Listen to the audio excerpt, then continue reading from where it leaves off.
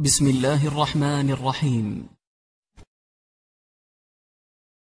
الحمد لله الذي هدانا لهذا وما كنا لنهتدي لولا أن هدانا الله، والصلاة والسلام على رسوله الكريم وإمام الموحدين وعلى آله وصحبه أجمعين، أما بعد. السلام عليكم ورحمة الله وبركاته. بإذن الله سبحانه وتعالى این رد سوم با ابو محمد کردی خوارج گمراه در منهج و اعتقاد باطلش. موضوع امروزه ما ان شاء الله سبحانه و تعالی این است که ما قرآن و سنت را چگونه باید بفهمیم و مذهب خوارج در این مسئله چی میگوید و چی اعتقاد دارد. برادرانم و خواهران موحدم، بارک الله فیکم و وفقکم الله بكل خیر. مذهب اهل سنت و الجماعت آشکار است، منهجش واضح است و معلوم است و همه علما میگویند که اصل از اصول مذهب اهل سنت و الجماعت این است که ما قرآن و سنت را به فهمی سلفی این امت میفهمیم. سخن کوتاه عمر ابن عبدالعزیز رحمه الله، هم خلیفه و هم امام از امام اهل سنت و الجماعت، به این مسئله نقطه میگذارد که گفتند رحمه الله: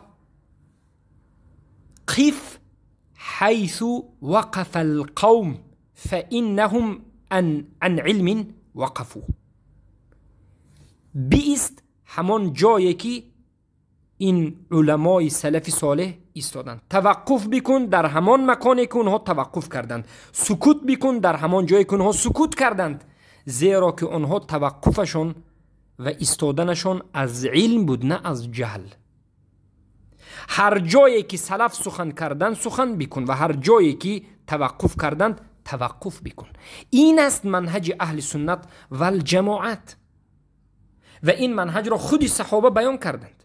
من اراد منکم ان یستن فلیستن بمن قدمت. هر کسی که از شما میخواهید که به کسی اقتدا بکنید، پس اقتدا بکنید به کسی که وفات کرده و کی است؟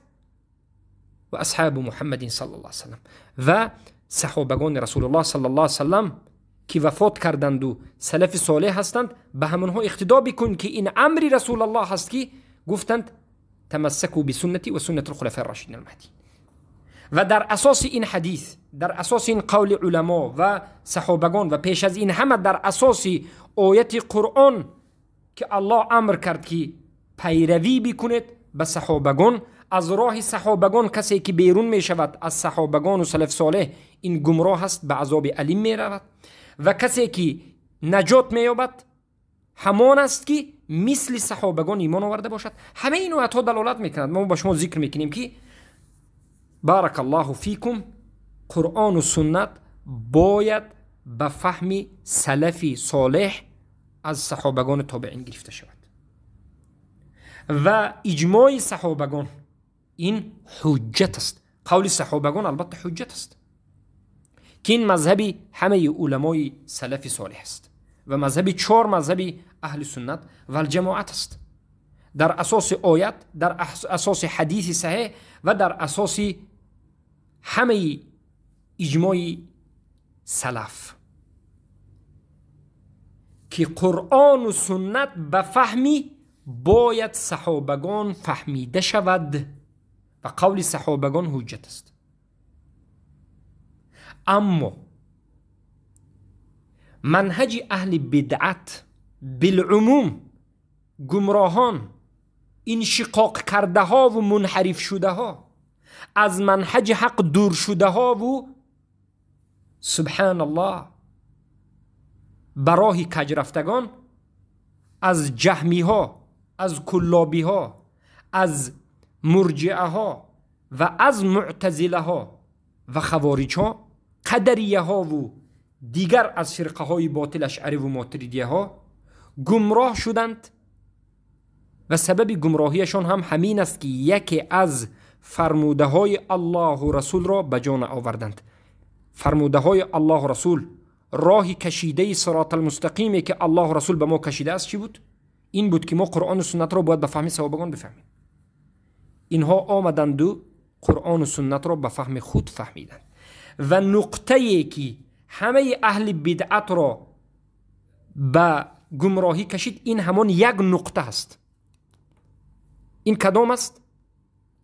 فهم قرآن و سنت به غیر فهم سلفی این اومد. همه اهل بدعت سبب گمراهیشون یک چیز است، قرآن و سنت را به فهم خودشون فهمیدند، یا به فهم یهود و نصارا فهمیدند، یا به فهم علم کلام و منطق فهمیدند، یا به فهم خودشون، یا به فهم مجوسی ها و غیره. و همین سبب شد که از راه صراط المستقیم، منهج البیضاء الجلی بیرون شدند، گمراه شدند و ضال مضل شدند. و یکی از همون فرقه ها، از درون همه فرقه، این فرقه خوارج است. فرقه خوارج قرآن و سنت را به فهم سلف صالح نمیفهمد، قرآن و سنت را به فهم خودش میفهمد. ببینید اجدادانی، یعنی پیشوایان و بزرگان و گذشتگان این خوارج کردی را ببینید. اولین خوارج هایی که خروج کردند یک جماعت، یک مذهبی را تأسیس دادند و به مقابل صحابگان شورش کردند و خروج کردند. باید بدانید که وقتی که خوارج ها به ضد حضرت علی خستند، یگان نفر از صحابگان با همراهی خوارج ها نبودند. این را دانستن خیلی مهم است. حضرت عمر ابن عبدالعزیز رحمه الله میگن که الحمد لله الذي لم يجعل لهم سلفا یقتدون به.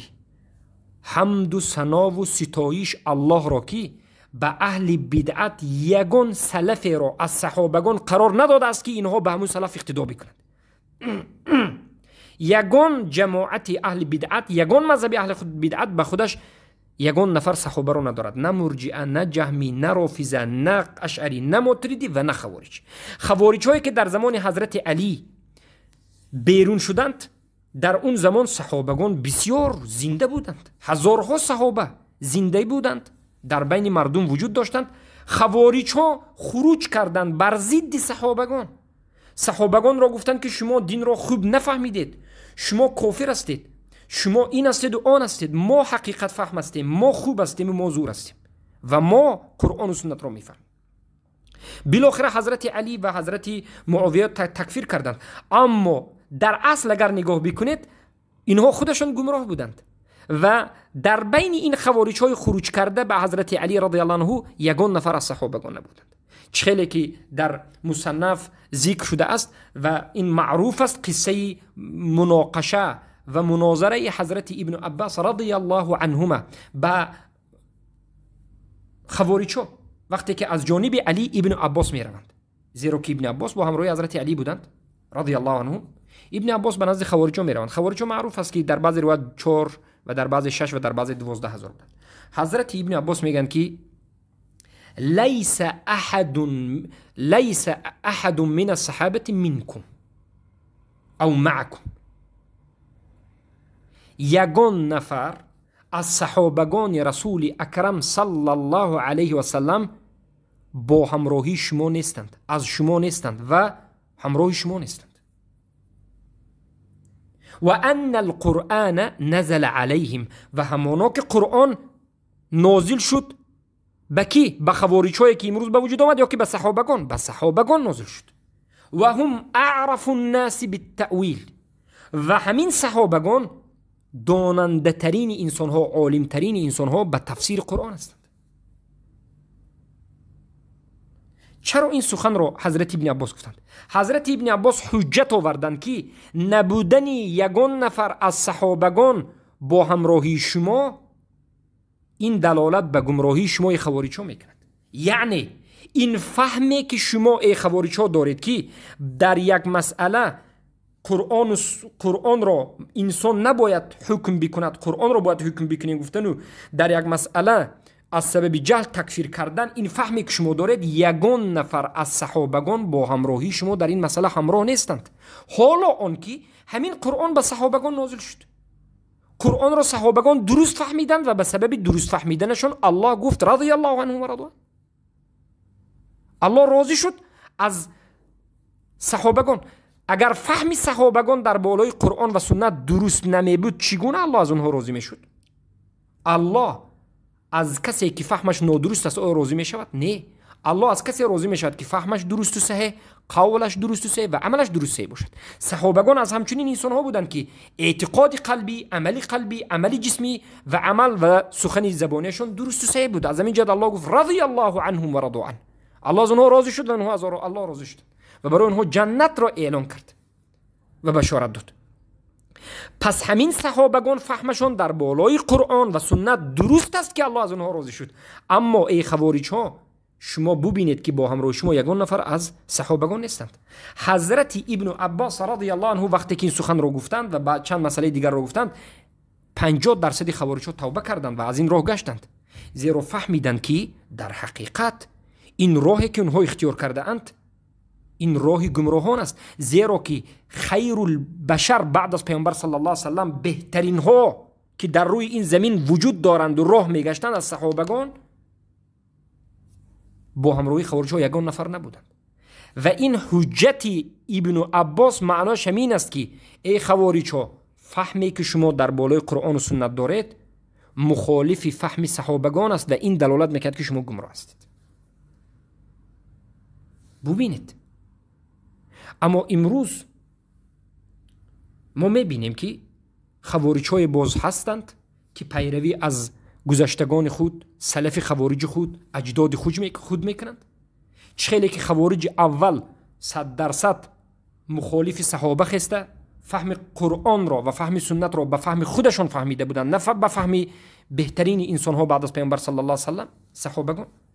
و فهمی صحابگان رو به یک طرف گذاشته بودند و گفتند ما هم مردیم و اونا هم مردند، ما خودمون میفهمیم، گفتند و گمراه شدند و از دین بیرون شدند. خیلی که خیلی که تیر از کمان بیرون میشود، امروز هم همچنین جماعت است و آشکار و واضح میگوید. و انمین کردی خوارج آشکار و واضح در صحبتهایش میگوید که قرآن و سنت را ما به فهم خودمون میفهمیم، من به فهم خودم میفهمم. فهم صحابه را آوردن، اجماع حجت از گفتن، این شرک است میگه. امام شافعی را میگه که امام شافعی مشرک است، زیرا که اجماع را حجت گفت. اجماع چیست؟ یعنی اجماع فهمی صحابه، اجماع فهمی صحابه در بالای آیت و حدیث. همه صحابگان در بالای یک آیت و یک حدیث یک نمود فهمیدنشون اجماع است و این حجت است در نزد اهل سنت و جماعت. اما خوارج ها و معتزله ها این کار میکنند و این چوجه خوارج هم یک جاهلک میگوید که قرآن و سنت رو من به فهم خودم میفهمم و به فهمی صحابگان فهمیدن قرآن و سنت هیچ ضرورتی ندارد و انمین است عین گمراهی خوارج ها و عین گمراهی دیگر از فرقه های باطل. ببینید، امروز ما در دو طرف خود دو جماعت رو داریم. ما اهل سنت و جماعت در بین هستیم، میگویم قرآن و سنت رو به فهم سلف این امت میفهمیم. فهم علما، هر عالمی که موافق به فهم سلف است قبول است، نور دیده تاج سر. هر سخن علمایی که بعد از صحابگان آمده مخالف به فهم صحابه باشد، این سخنش مردود است، رد است، قبول نیست، با تمام احترام. از یک جانب خوارج رو داریم که اصلا قرآن و سنت رو به فهم خودش میفهمد. کردی و امثالش، این خوارج، این چوجه ها، این کودکچه ها که هیچ چیز را نمیفهمند، دو کلمه زبان عربی رو فهمیدند، الحمدلله رب العالمین رو ترجمهش رو فهمیدند، تمام میگویند که ما قرآن رو خودمون میفهمیم، سنت رو خودمون میفهمیم. فهم سلف این گپا وجود ندارد. این فهم سلف رو آوردن و گفتن که فهم سلف رو باید قرآن و سنت رو به فهم سلفی صالح فهمی، این گفتن قانون براری. کسی که قرآن و سنت رو به فهم سلف باید بفهمد بگید این مشرک است. گفتن این خوارج همین است. اهل سنت رو تکفیر میکند. به خاطر چی؟ به خاطر اینکه میگد قرآن و سنت رو به فهم سلف فهمید. میگد ما میگد خوارج رو به فهم خودمون میفهمیم.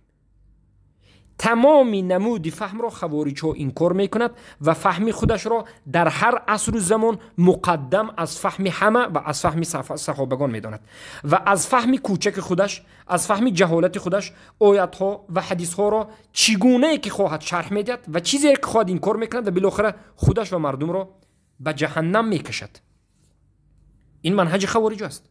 و از جانب دیگر منهج جهمی ها در فهم غلو کرده همچنین میکند که باید قرآن و سنت را به فهم علمای ما فهمی میگد.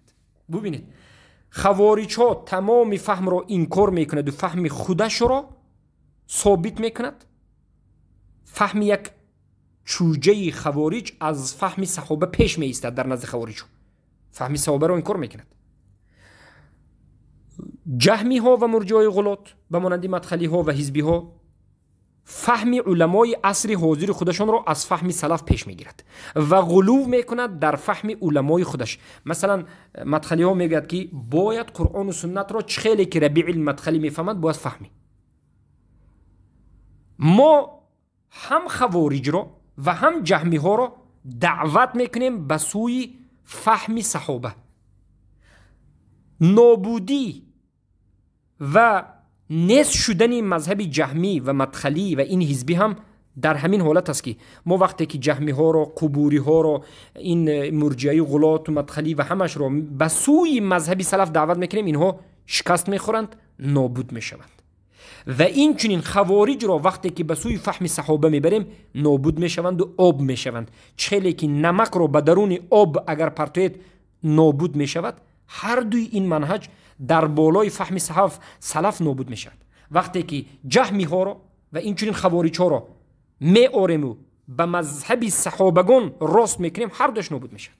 انا همین است قوت اهل سنت و انا همین است از هم بگویم حجت قوی اهل سنت و جماعت که قرآن و سنت به فهم سلف صالح.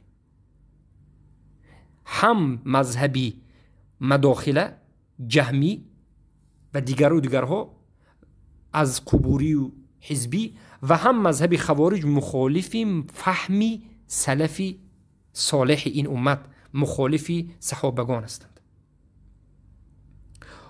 حالا اینکه قرآن و سنت و اجماع و همه دین ما را امر میکند که ما باید قرآن و سنت را به فهمی صحابگان بفهمیم و انکار کردن فهم صحابگان این باز کردن دروازه گمراهی است، باز کردن دروازه جهمی یا خوارجی است. کدام نمود گمراهی نباشد همین است. اشعری و ماتریدی که امروز در تمام عالم در بین مسلمان ها پهن شده است، اساس و مصدر گمراهیشون انمین قاعده است که قرآن و سنت را به فهم خودشون فهمیدند، به فهم کلام، به علم کلام قرآن و سنت را فهمیدند. در باب اسما و صفات نظر میکنید، صحابگان میگویند که الله در بالای عرش است، در بالای آسمان است. اشعری و ماتریدی میگویند که نه، در بالای عرش و در بالای آسمان نیست. آشکار و واضح اجماعی سلف صالح را انکار میکرد. به سبب چی؟ به سبب اینکه عقل خودش را پیش از نقل میگیرد. و این چنین خوارج ها میگوید که ببینید صحابگان میگویند که بارک الله فیکم انسان ها به حکم ظاهرش حکم کرده می شود مسلمان است و به گناه کبیره کافر نمی شود و این مسئله در قرآن سنت ذکر شده و اجماع صحابگان ذکر شده است. خوارج میگوید که نه، این فهم خطا است. کسی که گناه کبیره کند کافر است. حتی گناه کبیره کرده رو کسی که تکفیر نکند خودش کافر است. خیلی که این کردی خوارج میگه. یعنی خوارج هم کلامی است، جهمی ها هم کلامی است. یعنی اینها از اهل کلام هستند، اینها عقلانی ها هستند. خوارج ها هم جهمی ها هم عقل را پیش از نقل میدانند. از همین جهت امروز ما وقتی که کردی را خوارج این عصر رو از فارسی زبان ها میبینیم، بگوجا سندش بگوجا باز میگردد، بگوجا تکیه میکند به کتاب های معتزله ها، به کتاب های اصول معتزله ها، و بالاخره همه سخن هایش کلامی است، عقلی است. و وقتی که بروی این حدیث صحیح می آید، مثلا این خوارج یک مسئله رو گفت، با گناه کبیره تکفیر کرد، ما با او حدیث صحیح رو 10 تا 15 تا آیات های قرآن رو میاریم، اینکار میکند، حدیث ها رو یک بار ضعیف میگوید، آیات رو اگر ضعیف گوید کافر میشود. از همین جهت فهم آیات رو نه به فهم صحابه، نه به فهم ابوبکر، عمر، عثمان، علی، عبدالله ابن عمر، عبدالله ابن عباس و غیره رضی الله عنهم، بلکه به فهم خودش میفهمد، آشکار و واضح فهم خودش رو حق و فهم صحابگان رو خطا میگوید. چی رسد دیگر فهم علما، چی رسد فهم ابن تیمیه، فهم محمد ابن عبدالوهاب رحمهم الله، چی برسد ما دیگه می علما رو تکفیر میکنن. پس میبینیم که عیب دو این طائفه، سبب گمراهی دو این طائفه، طائفه غلات و طائفه جفات، هر دویش هم انمین است. غلات خوارج کلام را علم گفتند، به سبب عقلانی شدند، حدیث های صحیح را انکار کردند و گمراه شدند، فهم سلفی این امت را انکار کردند، و این چنین جفات جهمی ها و مرجعه ها.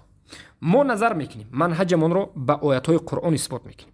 ببینید برادران و خواهران موحدم، اولا ما وقتی که میگیم قرآن و سنت به فهم سلف صالح باید فهمیده شود. سلف صالح کیست؟ سلف کی؟ سلف یعنی در نظر لغت هر کسی که پیش از من و شما گذشته این سلف است، یعنی پیش گذشته. سلفه پیش گذشت یک مرد.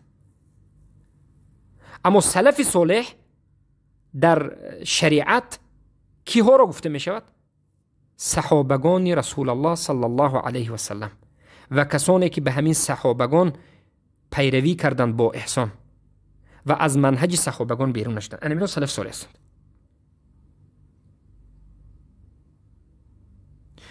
سلف کسانی هستند که در عصر اول اسلام زندگی کردند و ملتزم چنگ زده ها بودند به کتاب الله و به سنت رسول الله صلی الله علیه و سلم. اینها از مهاجرین و انصار بودند، آنهایی که به همین مهاجر و انصار صحابگان پیروی کرده ها والذین اتبعوهم باحسان بودند. خیلی که در قرآن و سنت این چیز ثابت شده است که اینها بهترین انسان ها هستند بعد از پیامبران. صحابگان رسول الله صلی الله علیه و سلم کسانی هستند که فهمشون از فهم دیگر انسان هایی که بعد از خودشون آمده است، تابعین، تبع تابعین تا امروز، فهمشون زیادتر است، فهمشون عمیق‌تر و چکورتر و کاملتر است و از غلط‌های لغوی دورند و از فتنه ها امینند و الله از اونها راضی شده و الله اونها را تزکیه داده. از همین جد عبدالله ابن عمر رضی الله عنهما و همین سخن عبدالله ابن عمر رضی الله عنهما اینچنین از عبدالله ابن مسعود رضی الله عنه ثابت شده است که میگفتند من کان مستنا فلیستن بمن قد مات. هر کسی که میخواد که به کسی پیروی بکنه، یعنی کسی رو به خودش همچون عالم یا به سخنهای او اهمیت بدهد، باید به کسی وفات کرده پیرو بشود. همون کسای وفات کرده که باید پیروی از اونها بکند، به فهم اونها بفهمد، به اونها اعتقاد بکند. این کی است؟ گفتن اولئک اصحاب محمد صلی الله علیه و سلم كانوا خیر هذه الامه. اینها صحابگان محمد صلی الله علیه و سلم هستند که بهترین این امت هستند، بهترین این امت، افضلترین این امت، عالمترین این امت، فهمش درست و صحیح در بالای قرآن و سنت. این کی است؟ صحابگان رسول اکرم صلی الله علیه و سلم. ابرها قلوبا، کسانی که قلبهایشون کاملا نیکی بود، صحیح بود، سالم و صالح بود. و اعمقها علما، علمشون در بالای قرآن و سنت عمیق بود، کامل بود. و اقلها تکلفا، و تکلفای زیاد نداشتند. این صحابگان رسول اکرم صلی الله علیه و سلم کسانی بودند که الله اونها را اختیار کرده بود برای صحبت رسول الله صلی الله علیه و سلم. قوم اختارهم الله لصحبت نبی صلی الله علیه و سلم. قومی بودند که الله همچون صحابگان رسول اکرم صلی الله علیه و سلم اینها را به صحبت رسول الله اختیار کرده بود و برای نقل کردن و انتشار کردن دینش این صحابگان را الله اختیار کرده بود. پس میگد عبدالله ابن عمر رضی الله عنه فتشبهوا باخلاقهم و طرائقهم، شما تشبیه کنید، خودتان را مانند کنید به اخلاق این صحابگان و راه و روش و منهج این صحابگان. فهم اصحاب محمد صلی الله علیه وسلم كانوا على الهدى المستقیم، اینها صحابگان رسول اکرم صلی الله علیه وسلم من که در هدایت بودند و در منهج و راه راست بودند. ابو نعیم در الحلیه روایت میکنند. این سخن صحابه است، عبدالله ابن عمر است. ای خوارج، ای کردی خوارج، ای پیروانش، این نصیحتی عبدالله ابن عمر است رضی الله عنهما که نصیحت کرده ایستادند که ای کسانی که خود را مسلمان میگویید، شما خودتان را به صحابگان مانند کنید، به هدی و روش همونها باشید، با فهم همونها قرآن و سنت را فهمید، زیرا که اینها عالم بودند، زیرا که همینها کسانی بودند که قرآن و سنت عملا تطبیق شد. قرآن وقتی که نازل شد در مدت 23 سال، قرآن را آیا فقط پیامبر عمل کردند یا که صحابگان هم عمل کردند؟ اگر بگید که فقط پیامبر عمل کردند صحابه عمل نکردند، کافر میشید. شما الله را طعنه زده ایستادید که الله چرا رضی الله عنهم گفت صحابگان را؟ برای آن که قرآن را صحابگان عمل کردند. آیا درست عمل کردند یا نادرست؟ درست عمل کردند، صحیح عمل کردند که از همین جد الله گفت که رضی الله عنهم، از اونها الله راضی شد. از این مراد که فهمشون صحیح بود. یعنی ببینید قرآن نازل شد، پیامبر قرآن را به صحابگان رسانیدند.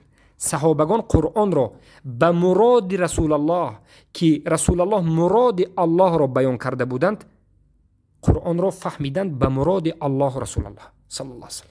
یعنی قرآن نازل شده را الله چخیلی که خواست که اینها بفهمند، همون به خواست الله فهمیدند، از پیش خودشون نفهمیدند. صحابگان فهمشون به فهمی صحیح قرآن و سنت، به همون فهمی که الله میخواست که بفهمند فهمیدند. همون فهمی صحیح را که الله بیان کرد، همون مراد الله را صحابگان فهمیدند، چگونه ای که الله خواست همون گونه فهمیدند و بعد از درست و صحیح فهمیدنشون درست و صحیح عمل کردند. زیرا عمل صالح به وجود می آید از فهمی صحیح. عملی صحیح به وجود می آید از فهمی صحیح. اگر فهم صحیح نباشد عمل صحیح نمی شود. عمل صحیح نباشد از وی رضا نمی شود.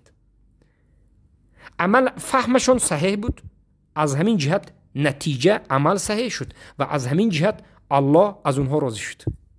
آیا می شود که فهم صحابگان نادرست باشد و عملشون درست باشد و الله از اونها راضی شود؟ نه، این چنین شدنش ناممکن است، هم از نظر عقل و هم از نظر شریعت. خوارج های بی عقل از یک جهت عقل خود را پیش می دانند، اما هم جهمی ها، هم اشاعره و ماتریده و این عقلانی ها و هم خوارج های عقلانی، عقلشون کوتاه است، خیلی کوتاه است. اگر اینها عقلانی می بودن خودشون می فهمیدن که برای چی فهم سلف صالح ضرور است. برای آن که عقلا هم نظر کنید، قرآن نازل شد، صحابگان همین قرآن نازل شده را عملا اجرا کردند، تجربه کردند و در تجربه گذرانیدند. چخیلی که احمد ابن حنبل روایت می کنند که صحابگان رضی الله عنهم عمل نمی کردند مگرم این که بارک الله فیکم این عملشون را مستند به قرآن و به سنت رسول الله میکردند و قرآن را تعلیم نمی گرفتند مگرم این که همون قرآن تعلیم گرفتهشون را عمل میکردند. بارک الله فیکم، عمل میکردند. پس این است روایت از عبدالله ابن مسعود هم روایت شده است. در مسند امام احمد ابن حنبل از حدیث ابي عبد الرحمن الجهني روایت میکنند که قال حدثنا من كان يقرئنا من اصحاب النبي. عبد الرحمن الجهني میگوید که به ما گفتند همون صحابگانی که به ما قرآن را تعلیم میدادند گفتند، یعنی صحابگان به تابعین به همون شاگردانشون گفتند که میگفتند که انهم كانوا يقترئون من رسول الله صلی الله علیه وسلم 10 آیات فلا يأخذن في العشر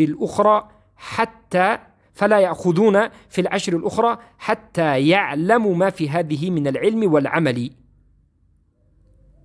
فعلمنا العلم والعمل. صحابگان و تابعین میگفتند که گوش بکنید، ما از رسول الله 10 آیت قرآن را میگرفتیم و همین 10 آیت را قرائتش را خوب میکردیم، معنایش را میآموختیم، علمش را میآموختیم و عمل میکردیم و از این آیت 10 آیت به دیگر 10 آیت نمیگذاشتیم تا اینکه علمش را دیده، فهمیده، دانسته، عمل کرده و بعد از این به دیگر 10 آیت میگذاشتیم. مراد از این روایت چی؟ صحیح است. روایت صحیح است. مراد این است که صحابه رضوان الله علیهم علم را از رسول الله صلی الله علیه وسلم گرفتند. یعنی هم نطق هم تلاوت قرآن را گرفتند و هم معنای قرآن را گرفتند. و من و شما ملزم هستیم، مجبور هستیم از نظر شریعت که به همون فهمی که صحابگان چگونه فهمیدند و رسول الله به فهم اونها موافقت کردند. یعنی رسول الله معلم بودند، صحابگان شاگرد بودند. شاگردان رسول الله از رسول الله چی فهمیدند و همون فهمی که فهمیدند درست بود که رسول الله این کار نکردند، پس همون فهم را ما باید فهمیم. همین است که الله سبحانه و تعالی در قرآن ذکر کرد و من یشاقق الرسول من بعد ما تبین له الهدى و یتبع غیر سبیل المؤمنین نوله ما تولی و نصلیه جهنم و ساءت مصیرا. هر کسی که انشقاق کند، یعنی جدا شود از رسول الله، از راه رسول الله به دیگر راه گذارد، از فهم رسول الله به دیگر فهم گذارد، یعنی مخالفت کند به رسول الله، بعد از این که به او انسان علم آشکار و واضح شد، هدایت آشکار شد، علم آشکار شد، بیان شد، واضح شد، اما چیزی بیان شده و واضح شده را نگرفت، مخالفت به رسول الله کرد و پیروی به غیر راه مؤمنین کرد، یعنی پیروی به راه مؤمنین و صحابگان نکرد و به دیگر راه کرد. الله میگه که نولی ما تولی و نصلی جهنم، همون راهی رفتش رو باز سخت‌تر می رود و ما این را در عاقبت در روز آخرت به جهنم می اندازیم و بنهایت بازگشتی بد است. یعنی هر کسی که از آموختن دین، از فهم دین مخالفت به رسول الله کرد، فهمش مخالف به فهم رسول الله است و مخالف به منهج صحابگان است، از راه و منهج و فهم صحابگان بیرون شد، به دیگر فهم فهمید، به همون فهمی که صحابگان در زمان رسول الله فهمیده بودند و رسول الله همون فهم را صحیح درست گفته بودند، به همون فهم نفهمید، به دیگر فهم فهمید، باز یک دیگر راهی را خودش ساخت که این راه خودش ساخته مخالف راه صحابگان است، دیگر راه است، عاقبتش جهنم است. این آیت آشکار و واضح حجت است که فهم صحابگان رضی الله عنهم فهمی هست که ما ملزم هستیم از نظر شریعت که باید به فهم انمین صحابگان قرآن و سنت را فهمیم و این حجت است به اجماع صحابگان چی است؟ حجت است و اجماع صحابگان باید اطاعت کرده شود. چرا؟ برای آنکه صحابگان رضوان الله علیهم اینها اولاترین مردم به وصف مؤمنین هستند. در این آیت الله گفت و یتبع غیر سبیل المؤمنین، یعنی کسانی که پیروی به غیر راه مؤمنین میکنند، یعنی فهمشون مثل فهم صحابگان نیست و مخالف فهم صحابگان است، دیگر فهم است. مؤمنین کی است در این آیت؟ صحابگان هستند یا غیر صحابگان دیگر مؤمنین را شما میتوانید بیارید؟ صحابگان رو مونده، آیا میتوانید تابعین در این وقت تابعین مؤمنین تبع تابعین بگید؟ اولاترین انسان هایی که باید مؤمنین گفته یک بار گفته شد صحابگان هستند، بعد از پیامبر صحابگان رضی الله عنهم. مؤمنین مثل صحابگان دیگر مؤمنین وجود ندارد، دیگر باقی مانده ضعیفتر از صحابگان هستند، هم از نظری فضل، هم از نظری بارک الله فیکم علم و فهم. در عموم ما عمومی گفته شدیم. شیخ الاسلام ابن تیمیه رحمه الله این سخن را آشکار و واضح بیان کردن و این چنین ببینید در سوره بقره آیه 137 الله میگوید فَإِنْ آمَنْتُمْ یکی ببینید فَإِنْ آمَنُوا بِمِثْلِ مَا آمَنْتُمْ بِهِ فَقَدْ اهْتَدَوْا وَإِنْ تَوَلَّوْا فَإِنَّمَا هُمْ فِي شِقَاقٍ فَسَيَكْفِيكَهُمُ اللَّهُ وَهُوَ السَّمِيعُ الْبَصِيرُ وَهُوَ السَّمِيعُ الْعَلِيمُ. یعنی اگر ایمان بیاورند به مثلی به مانندی ایمان آوردن شما به تحقیق هدایت یافتند. اگر ایمان آوردنشون مثل ایمان آوردن شما ای صحابگان باشد به تحقیق نجات یافتند. یعنی هر کسی که بعد از صحابگان می آید، تابعین تبع تابعین تبع تبع تبع تا امروز، هر کسی که می آید و ایمان می آورد و ایمان آورده اش مثل ایمان آوردن صحابگان باشد به تحقیق نجات می یابد. اگر مخالف ایمان اونها باشد به تحقیق گمراه است، نجات نمی یابد. مفهوم المخالفه از این وقت حجت همین رو گرفته میشه. کسی که ایمانش مثل ایمان صحابگان باشد نجات می یابد، کسی که ایمانش مثل ایمان اینها نباشد گمراه است. ایمان گفته شما اینجا فقط عمل رو نگوید که یعنی کسی که فقط عملش مثل عمل صحابگان باشد، نه، این چنین فهمش ایمان این فهم است. زیرا که ایمان برادران عزیزم قولی هست، قلبی هست و عملی است. ایمان از کجا به وجود میاد؟ از زبان، از دل، از عمل. ایمان قلبی چیست؟ ایمان قلبی به دو قسم تقسیم میشود: قول قلب، سخن قلب و عمل قلب. سخن قلب چیست؟ یعنی علم قلب، علم یعنی فهم، یعنی اعتقاد. فهمی که شما دارید در قلب، اعتقادی که شما دارید، انمین ایمان است، انمین توحید است. انمین فهم شما باید موافق فهم صحابگان باشد. چگونه ای که صحابگان دین را میفهمیدن همان گونه فهمید. چگونه ای که آمنو ای وحدو، چگونه ای که موحد شدن شما باید همان گونه موحد باشید. فهم شما اگر موافق فهم صحابگان نباشد در مسائل ضروریات دین، در مسائل اصول دین، البته شما گمراه هستید. و در غیر اصول دین هم اگر فهمتون مثل فهم صحابگان نباشد گمراه هستید. این آیت عموم است. الله سبحانه و تعالی در سوره توبه آیت 100 گفت، نظر بکنید: والسابقون الأولون من المهاجرين والأنصار والذين اتبعوهم بإحسان رضي الله عنهم ورضوا عنه وأعد لهم جنات تجري تحتها الأنهار خالدين فيها أبدا ذلك الفوز العظیم. السابقون پیش آمده ها، سبقت کرده ها، الاولون اولین ها، کی ها اولین و سابقون؟ من المهاجرین، مهاجر، مسلمان هایی که در مکه اسلام آوردند و از مکه به مدینه هجرت کردند، از همه فضیلتشون زیادترین نمینا هستند. والانصار، بعد از اینها انصار هستند. و بعد از مهاجرین و انصار والذین اتبعوهم باحسان، کسایی که به همین انصار و به مهاجرین و انصار پیروی کردند، متابعت کردند، به احسان، در خوبی ها، رضی الله عنهم، الله از اینها راضی شد.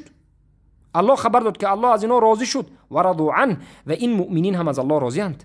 و برای این مؤمنین الله جنت های را آماده کرد که از زیرش نهرها جاری است. و این انمی سابقون المهاجرون امی سابقون الاولون، مهاجرین و انصار، ابدالابد در جنت هستند و برای اینها فوز عظیم است. ببینید الله اینها را تزکیه داد، گفت که اینها کسانی هستند که من از اونها راضی هستم، اینها جنتی هستند. پس آیا می شود که کسی فهمش مخالف فهم پیامبر باشد، فهمش مخالف مراد الله و مقصد الله باشد و فهمش صحیح درست نباشد یا نفهمیده، اصلا هیچ چیز نفهمیده باشد؟ آیا درست است که از اون الله راضی شود؟ نه. الله از کسی راضی میشد که علم دارد، علمش صحیح است، فهم در بالای قرآن و سنت، همون چیزی که الله میخواست همون رو فهمیدند و مراد الله رو فهمیدند. از همین جهت الله از اینها راضی شد. اینها درست و صحیح فهمیدند و عمل کردند و الله از اینها راضی شد.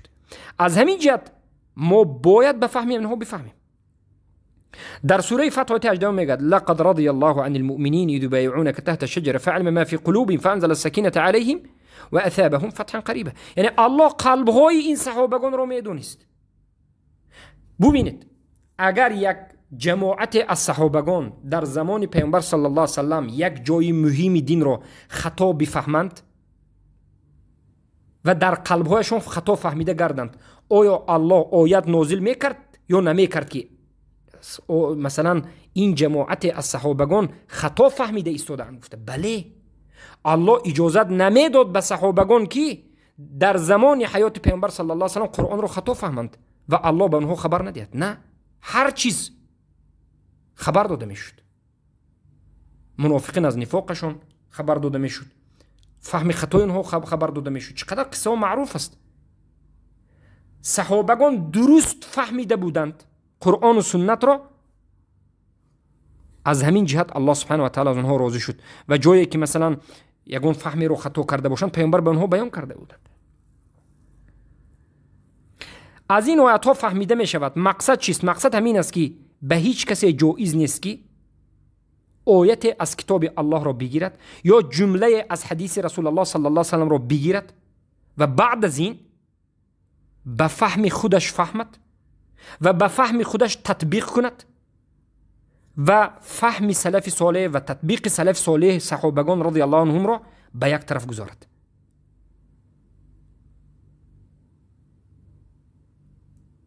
پس کسی که همین عمل رو کرد این گمراه است.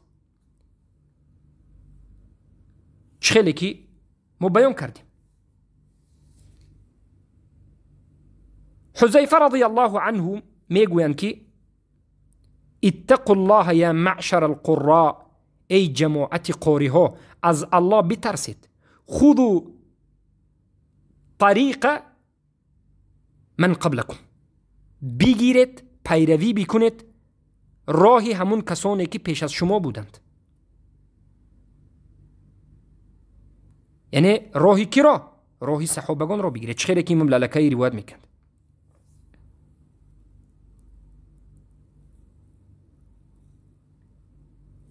پس این آیت ها واضحاً به شما بیان میکند امتیازهای رسول الله را، امتیازهای ببخشید صحابگان رسول الله را بیان میکند که دیگر هیچ امت، بگویم دیگر یگان نفر از این افراد امت این امتیازها رو ندارد. همان چیزی که صحابگان داشتند دیگر هیچ نفر از این امت ندارد. با رسول الله صلی الله علیه و سلم در یک وقت بودند، از رسول الله دین را گرفتند، معلمشان رسول الله بودند، از فتنه ایمن بودند، بدعت نداشتند، همشان ثقات هستند، همشان عدول هستند، همشان اهل عدل هستند. الله از اونها راضی شده است، اونها را ثنا گفته است، اونها را مدح کرده است، اونها را تزکیه داده است و رسول الله صلی الله علیه و سلم اونها را ثنا گفتند، مدح کردند، مدح کردند. آیا غیر از صحابگان کسی هست؟ همچنین نیست. پس به فهم همونها باید بگیریم. عالم جلیل، یکی از علمای سلف، امام محمد بن سیرین رحمه الله میگن که كانوا لا يسألون عن الاسناد فلما وقعت الفتنه قالوا سموا لنا رجالكم فننظر الى اهل السنه فناخذ حديثهم والى اهل البدعه فلا يؤخذ حديثهم. در اول اسلام در روایت کردن یک حدیث، یک اثر سند نمی پرسیدند، اما زمانی که فتنه به وجود آمد بعد از این سند رو پرسیدند.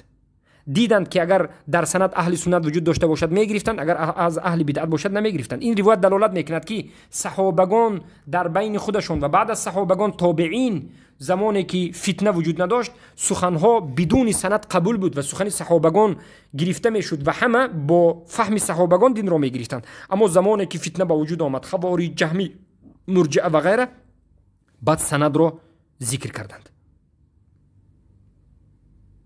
از همین جهت در نزد 4 مذهب اهل سنت و الجماعت، ابو حنیفه، مالک، شافعی، احمد ابن حنبل رحمهم الله، این است که قول صحابگان حجت است. اجماع صحابگان، قول الصحابه به این معنی که اجماع صحابگان حجت است. اگر بین صحابگان اختلاف شود، یعنی ببینید مثلا در یک مسئله صحابگان اختلاف کردند، در مسائل عادتا ببینید صحابگان در مسائل اصول دین در یگان مسئله اختلاف نکردند. این مذهبی اصول، این یک از اصول مذهب اهل سنت و الجماعت است. در مسائل اصول دین یگان نفر صحابه به همدیگر اختلاف نکردند. مثلا به گناه کبیره آیا تکفیر می شود یا نمی شود؟ همه صحابگان می گفتند که تکفیر نمی شود، این گناه است، کفر نیست انسان.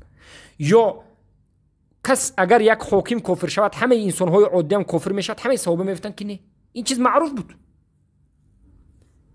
اما در مسائل جزئی اجتهادی فقهی احکام اگر اختلاف شود صحابگان را نظر میکنید، جماعت صحابگان را و حجت صحابگان را، حجت کدامشون قوی باشد به حجت منها پیروی میکنید. زیرا که پیامبر صلی الله علیه و سلم گفتند در حدیث متفق علیه خیر القرون قرنی ثم الذين يلونهم ثم الذين يلونهم، بهترین قرن زمان این قرن زمان من است و بعد از این قرن دوم بعد از من آمده ها و بعد از این قرن سوم. یعنی زمان پیامبر صلی الله علیه و این قرن اول کی هستند؟ صحابگان هستند. قرن دوم تابعین، قرن سوم تبع تابعین. بهترین انسانایی که ما باید اقتدا بکنیم.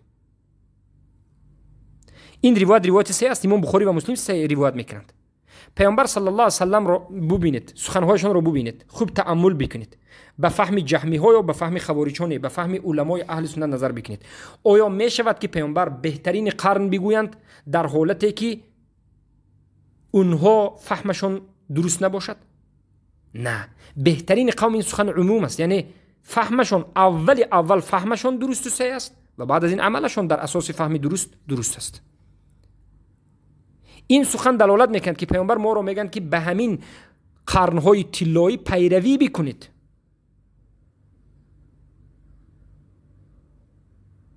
بارک الله فیکم. این بود در باب سخنهای سلف صالح از بگویم صحابگان. قول صحابگان حجت است، هیچ اختلاف در مسائل اصول دین اعتقاد ندارند. در مسائل احکام سخنشان موافق نص قبول است، اگر مخالف باشد قبول نیست. خیلی که در مسائل فقهی اجتهادی اختلاف کردند. اما در مسئله سخن تابعین چی؟ سخن تابعین را یگان نفر از علما نگفتند که سخنهای تابعین حجت است. سخنهای تابعین حجت نیست، اما برای استئناس یا برای بگویم زیبا شدن، قوی شدن سخنهای صحابه با فهم تابعین را آورده میشد، زیرا که به فهم تابعین، به سخنهای تابعین سخنهای صحابه فهمیده میشد. بارک الله فیکم. پس این است که امروز یک بلای، یک مصیبت به بالای امت اسلام روز به روز دارد پهن می شود. این فهمی خوارج ها هست، این فهمی کلامی ها هست که فهمی صحابگان را پیروی نمی کنند و فهمی صحابگان را بیرون می کنند. منهج هم خوارج، هم اشعری، هم ماتریدی، همه اینها قرآن و سنت به فهم سلف این امت نیست، به فهم صحابگان نیست. گمراهی اینها هم اینجا است. قرآن و سنت به فهم خودمان است میگه. این کردی خوارج فهم خودش را از فهمی همه پیش میگیرد. ما در ردهای آینده حالا ذکر میکنیم در مسئله یک چند صحبتایی که گفته است فهم خودش رو گفته، فهمی 4 مذهب، فهمی تابعین، تبع تابعین، فهمی ببین صحابه، همه رو این کار میکند.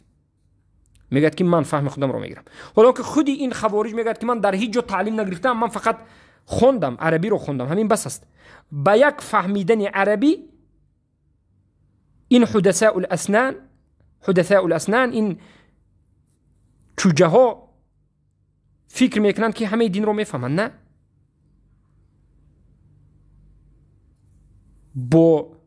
ببینید با یک فهم، با یک اجتهاد، بدون علم، بدون آموختن نمیشود.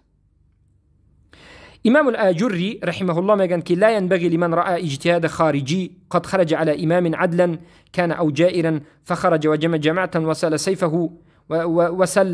سيفه واستحل قتال المسلمين فلا ينبغي له أن يغتر بقراءته للقرآن ولا بطول قيامه في الصلاة ولا بمداومة الصيام ولا بحسن ألفاظه في العلم إذا كان مذهب الخوارج.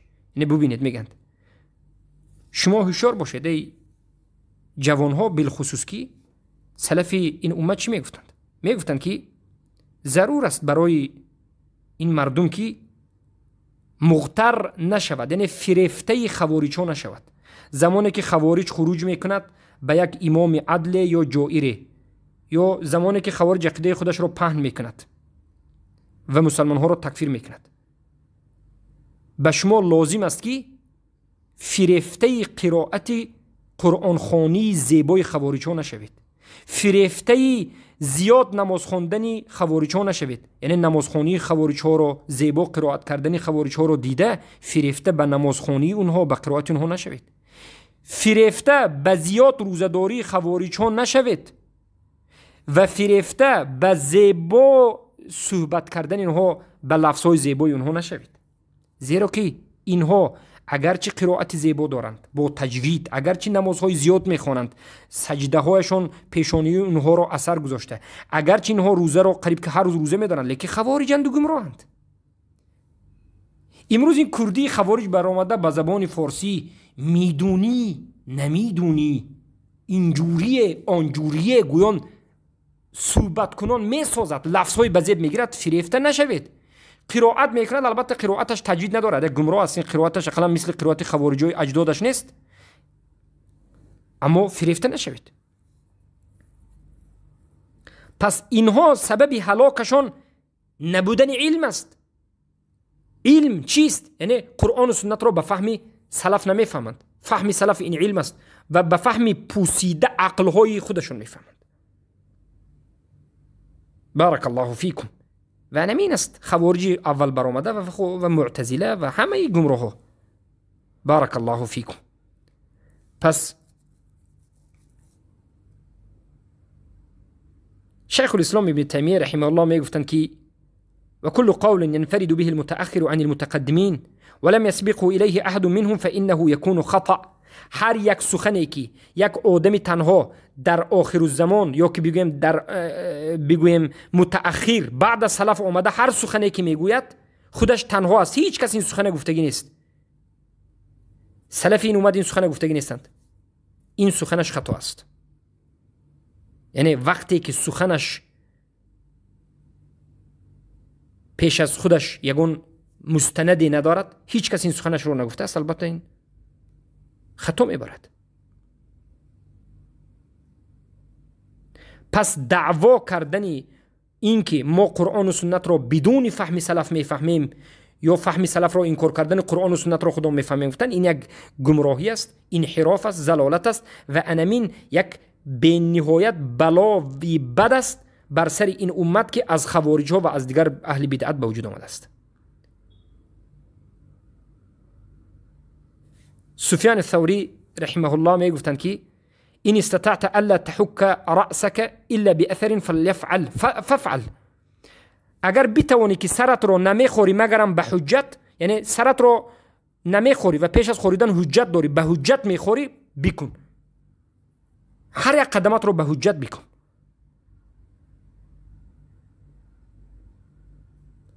پس تمسک کردن، چنگ زدن به فهم سلف انمین است نجات، انمین است ثابت قدمی در دین الله، انمین است دور شدن از انحراف و گمراهی و انمین است که پیامبر به من شما امر کردند، گفتند علیکم بسنتی و سنت الخلفاء الراشدین المهدیین عضوا علیها بالنواجذ، چلی که امام احمد روایت میکنند و غیرشون. حدیث است، یعنی چنگ بزنید، بر شما فرض است که چنگ بزنید به سنت من و به سنت خلفای راشدین من. خلفای راشدین صحابگان هستند و چنگ زنی شما عضوا علیها بالنواجذ، با دندانهای اشکتون، یعنی با دندانتون چنگ بزنید. این کنایه از سخت گرفتن، سخت چنگ بزنید، یعنی به فهم صحابگان بفهمید، بعد از من آمده ها اقتدا بکنید. اون چیزی که صحابگان فهمیدن به همون فهم بفهمید، زیرا که صحابگان از پیش خود چیزی جدیدی نوی رو نآوردند، از پیش خود دین نساختند. اگر بگویید که صحابگان از پیش خود دین ساختند، شما مثل رافضه هستید، عیناً رافضه ها را گفتید. از همین جد ابن حزم یک سخنی بینایت قوی را میگوید، گوش بکنید. میگوید که فمن اباح ان يكون للخلفاء الراشدين سنه لم يسنها رسول الله صلى الله عليه وسلم فقد اباح ان يحرموا شيئا كان حلالا على عهده صلى الله عليه وسلم الى ان مات. یعنی هر کسی که بگوید که خلفای راشدین بعد از رسول الله صلی الله علیه و سلم یک سنت را به وجود آوردند که پیامبر این سنت را نکرده بودند، یک چیزی را حلال گفتند که در زمان پیامبر حرام بود، یک چیزی را حلال کردند که در زمان عهد پیامبر حرام بود، ایحل شیئا حرمه الرسول صلی الله علیه وسلم، یک چیزی رو حلال کردند که پیامبر حرام کرده بودند. او یوجب فریضه لم یوجبها رسول الله، یا یک چیزی رو صحابگان فرض کردند که پیامبر فرض کرده نبودند، یا یک چیزی رو از فرضی ها گرفته پرتافتند که در زمان پیامبر این فرض بود. هر کسی که این عقیده دارد، من جوز منها شیئا، هر کسی که یکی از این عقیده رو نسبت صحابگان جایز بداند، فهو کافر مشرک باجماع الامه كلها بلا خلاف، به اجماع امت به یگان خلاف همین انسان کافر است، مشرک است. الله المستعان. ببینید، یعنی صحابگان بعد از رسول الله یگان حلال رو نکردن، یگان چیزی حرام حلال نکردن، یگان حرام حلال نکردن، یگان فرض گرفته نپرتفتن، یا یگان چیز خودشون فرض نکردن، یا از پیش خودشون یگان چیز سنت نکردند. مثلا تراویحی که حضرت عمر رضی الله عنه گفتند که 20 رکعت، این از پیش خودشون نکردند، پیامبر صلی الله علیه و سلم کرده بودند و عبرت به طول لیل است، نه به طول رکعت. بالاخره از پیش خودشون هیچ چیزی رو به وجود نآوردند. هر کسی که میگوید که صحابگان این کار رو کردند یا فهمشون مخالف فهم پیامبر بعد از وفات پیامبر شد، این کافر است و مشرک است.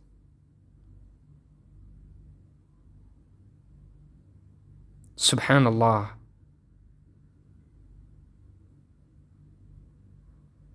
پس ما باید پیروی از منهج سلف صالح بکنیم و این خوارج های گمراه را شناسیم و بدانیم که تمسک، چنگ زدن به قرآن و سنت به فهم سلف صالح انمین نجات است و سلف صالح آشکار و واضح خوارج ها را گمراه میگویند و همه سلف صالح تفسیر کردن قرآن را به فهمی غیر سلف، به فهمی هر انسان خودش را من میکردند. امام مالک را ببینید چی میگند: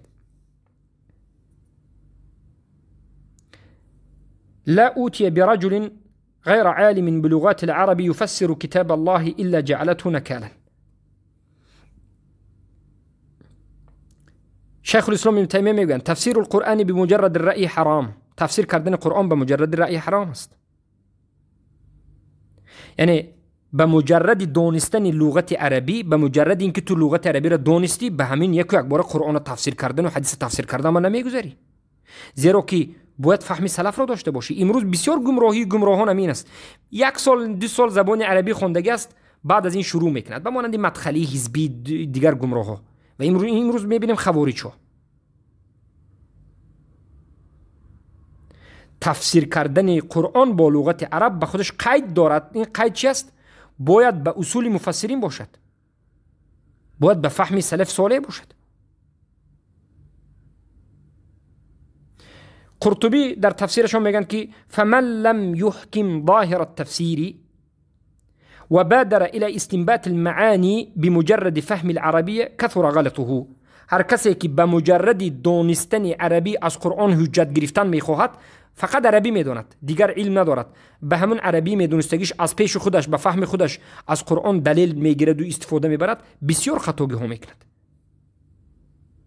و در دام شاید که و دخل فی زمره من فسر القرآن بالرأی، و این از زمره کسانی هست، از جمله کسانی هست که قرآن را به رأی خودش، به فهم خودش دارد تفسیر میکند. و النقل و السماع لا بد له منه في ظاهر التفسير اولا ليتقي به مواضع الغلط ثم بعد ذلك يستطيع الفهم والاستنباط. باید نقل کنی و حجت بیاری در تفسیر قرآن، سخنهای صحابه را بیاری. امام مفسرین ابن جریر الطبری رحمه الله میگویند کان یعنی میگن که علما و سلف حرکت میکردند برای آموختن علم، برای فهمیدن. از پیش خودشان یگان نفر از علما تفسیر نکردند فقط به مجرد دانستن لغت عربی. بارک الله فیکم. پس این است که با ذکر کردن این مسائل ها، گمراهی این خوارج ها، زلالت اونها و دور بودن از منهج اونها به شما بیان می شود. باید بدانیم که الله سبحانه و تعالی به قلب‌های بندگانش نظر کرد و پیدا کرد که بهترین قلب محمد صلی الله علیه و سلم است. اختیار کرد، برگزید و رسالت را به او فرستاد و بعد از این نظر کرد قلب‌های بندگان را و بهترین قلب‌ها قلب‌های صحابگان را دید و اونها را اختیار کرد به صحبت رسول الله صلی الله علیه و سلم.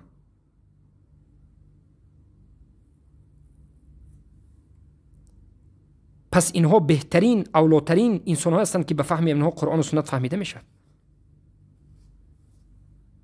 بارک الله فیکم. حذیفة بن الیمان رضی الله عنه میگن که کل عبادة لم يتعبدها اصحاب محمد رضی الله عنه فلا تعبدوها. هر یک عبادتی که صحابگان همون عبادت را انجام ندادند، شما هم همون عبادت را انجام ندید. فإن الأول لم يدع للآخر مقالا واتقوا الله يا معشر القراء وخذوا بطريق من كان قبلكم.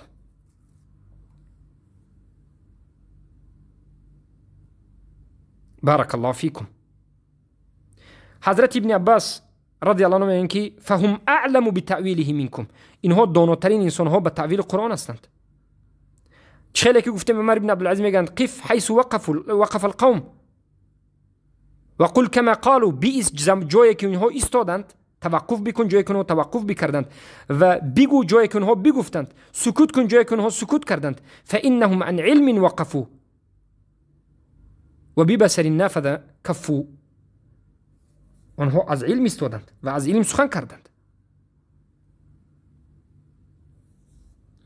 امام اوزاعی میگند اصبر نفسك على السنه. نفست رو صبر بده در سنت، یعنی مطابق سنت باش. وقف حيث وقف القوم. توقف بکن جایی که صحابگان توقف کردند. واسلک سبیل السلف الصالح. راه گرد به همون راهی که سلف صالح صحابگان راه گشتند، یعنی به منهج اونها باش. فانه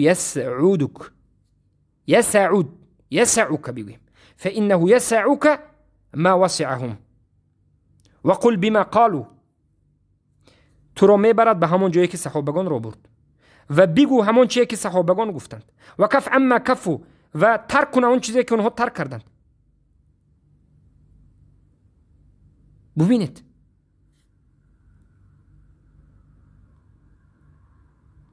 انا همین است که اصول اهل سنت و الجماعت است، مخالفی خوارج و مخالفی جهمی ها. با همین فهمیده میشویم که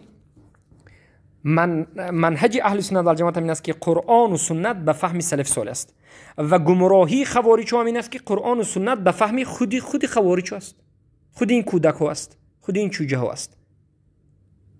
بارک الله فیکم. با همین صحبت رو به پایان میرسیم. در صحبت آینده در مسئله اجماع ان شاء الله مختصرا صحبت خواهیم کرد.